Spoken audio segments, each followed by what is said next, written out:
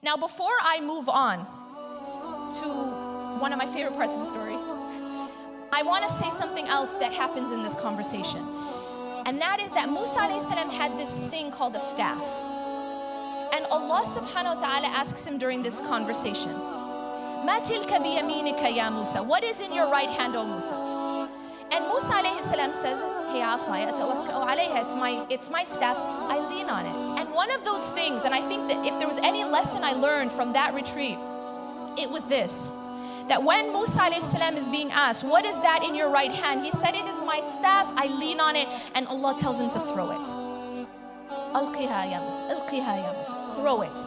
Now, one of the things that the Sheikh said was that the leaning on the staff, and there of course are different interpretations, but one of the interpretations that he explained is that the leaning on the staff was like the leaning on the creation, the leaning on and the dependency on the means. And he's being told to let that go. And why is this important? I just finished telling you that we have, and sometimes we need people in our lives. And now I'm telling you that he shouldn't be leaning on it. And there's no contradiction here. Because what he's being taught is that you do not depend on those things. So he's told to throw it. And again, this is another form of letting go, isn't it? Just like Musa's mother had to let go, he's asked to throw it. But something really amazing happens when he throws it.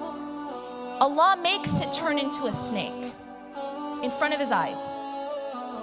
And then he says, "Take it back, don't be afraid, and I will return it to its original form." Now what the Shaykh explains here, very profound, is that Allah subhanahu wa ta'ala is the one in charge of the creation. And the same creation that can be your supporter can also turn into a snake and vice versa. And it's in the hands of Allah subhanahu wa ta'ala. That Allah is the one who controls the states. And Allah is the one who controls the heart. And so you have to realize that while we love the creation, that our ultimate dependence is on Allah subhanahu wa ta'ala. So when he takes it back though, it turns back into the staff. So now what the Sheikh explained is that when he took it back, it was in his hand. It wasn't something he was dependent on. And one of the things that this is a metaphoric example, but what it taught Musa alayhi salam is the ability to put his focus, the focus of his heart on Allah, not on the creation. So he loves the creation. He wanted a wife, he wanted a job, he wanted the support of his brother, but his ultimate dependence is on Allah subhanahu wa ta'ala. And his focus, he learned the ability to see through. And this is going to become very important later on. He's learning and he's being trained in the ability to see through the illusions of the means. Make sense? I'm going to explain where this then becomes useful later on. So fast forward. Musa alayhi salam is standing in front of the Red Sea. So all of this training that Musa alayhi salam has gone through, since he was a child, Allah has always been taking care of him. Allah has always been watching over him since he was a baby. And now we're fast forwarding to this scene where now he and his people, Bani Israel, are standing in front of the Red Sea. And Allah tells us this story. He says, فَلَمَّا تَرَاءَ الْجَمْعَانِ قَالَ أَصْحَابُ مُوسَى إِنَّا لَمُدْرَكُونَ. I want to take a moment and talk about these two paradigms. Musa alayhi salam is with a group of people, Bani Israel. Now Bani Israel are standing there with Musa alayhi salam. The Red Sea is in front of them, and behind them is a superpower army. Pharaoh and his army are behind them. What do you think, if you were in that situation, what's your reaction going to be? Pretty much most of us, our reaction would be just like their reaction. And their reaction was, we are definitely going to be overtaken. Inna lamudrakun. That's it for us. Have you guys ever been in a situation that looked hopeless before? Have you ever been in a situation that you couldn't see a way out? Have you ever felt trapped? See, Musa alayhi salam was put in this situation. Many of us, I mean, obviously, none of us are probably going to ever be stuck in front of a giant body of water with a giant superpower army behind us, right? But then why is Allah telling us this story if it's not relevant? We won't be necessarily in front of the Red Sea, but we will be in situations where we feel trapped. We will be in situations that look hopeless. We will be put in situations that we don't see a solution. And we think, okay, what am I gonna do? And when we are put in that situation, Allah is teaching us how to see through. So Bani Israel is seeing the Red Sea and is seeing the army, and that is where their focus is. You know, when you're in a situation and if you focus on the problem itself, that's all you're gonna see. If you focus on the barrier itself, if you focus on the obstacle itself, that's all you're gonna see. And it becomes bigger and bigger and bigger in your eyes. It actually starts to grow. You know, it's this amazing thing about the psychology of a human being.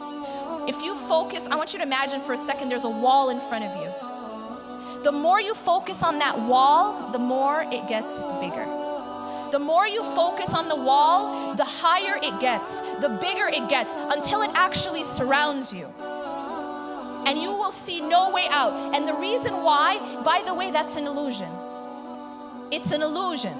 The reason that it looks that way is because you're focusing on the barrier. You're focusing on the block. You're not focusing on Allah. You're focusing on the barrier itself. And so the barrier looks bigger and bigger. And that's exactly what Bani Israel did. They were focusing on the Red Sea. They were focusing on the army. And so they were hopeless. They felt very afraid. They were scared. And it had to do with the focus of the heart. Are you focused on the block? Are you focused on the barrier? Or are you focused on something else? Now, what's so powerful is you see the comparison, the contrast of Musa alayhi salam's focus and then his response. قَالَ كَلَّا. He said, nope. Kalla is like a very emphatic no way. No, nope. They said, we will surely be overtaken. He said, no. And why is it that Musa alayhi salam said no? Why was he so certain? Why was he so sure? Was it because he's really strong? Is it because, you know, oh, guys, don't worry, I got this. You know, he didn't say that. He didn't say, I have this nifty staff, you know. He wasn't in the habit of splitting seas. You know, this didn't really happen every day. It's not like he knew what was going to get him out of the situation. He had no idea. It's not like he knew how he was going to get out. And yet he was certain that Allah would get him out. Why? Because Musa alayhi salam wasn't focused on the barrier. Musa alayhi salam wasn't focused on the obstacle and the block. He was focused on Allah. And he knew, Inna ma'iya rabbi sayahdin. He said, by no means will we be overtaken. Why? Because indeed my Lord is with me and He will get me through this. That's all he needed. All he needed to do was see Allah in this situation. All he needed to do was shift the focus of his heart. Shift the focus from the block, from the barrier, from the obstacle, from the problem to Allah. And all of a sudden, literally Allah opened the sea for him. And that is because he had the proper focus and he knew and he put his trust in Allah and he said that my Lord is with me and He will guide me through. And that's exactly what Allah did. You know, it's very easy to put our reliance on Allah when we see the way out, when we know already the solution. You know, it's easy to be like, yeah, I put my trust in Allah, but here's the plan. You know, it's like, this is gonna happen, this is gonna happen, and we already have the whole thing planned out. We know exactly what's gonna happen, and then we say our trust in Allah, right? That's pretty easy. But what's really hard is when we have no idea what's gonna happen. What's really hard is when there's complete uncertainty. What's really hard is when we have no idea how Allah is gonna get us out. We have no idea how the solution is gonna come. We have actually no idea what's going to happen after we take this step. It's an unknown, it's the unseen, but that's what tawakkul is. That's exactly what tawakkul means. It means that I don't see the solution. I don't know what's going to happen tomorrow, but I do know one thing for sure, and that is Inna ma'ya Rabbi sayahdin. Indeed, my Lord is with me and He will guide me through. And when we have that kind of attitude, Allah promised us something, that He will split seas for us. That situations that look impossible, Allah will make a way out. That situations where we don't see a solution, Allah will give us a solution from places we never imagined. وَمَن يَتَّقِ اللَّهَ يَجْعَلْ لَهُ مَخْرَجًا وَيَرْزُقُهُ مِنْ حَيْثُ لَا يَحْتَسِبُ. Whoever puts Allah first, taqwa, whoever has God consciousness, whoever focuses on Allah first, whoever guards themselves from the wrath of Allah, who makes Allah first, Allah will make a way out for them. And He will provide for them from places they never imagined. أقول قولي هذا واستغفر الله لي ولكم إنه غفور رحيم. سبحانك الله وبحمدك أشهد أن لا إله إلا أنت أستغفرك وأتوب إليك. والسلام عليكم ورحمة الله وبركاته.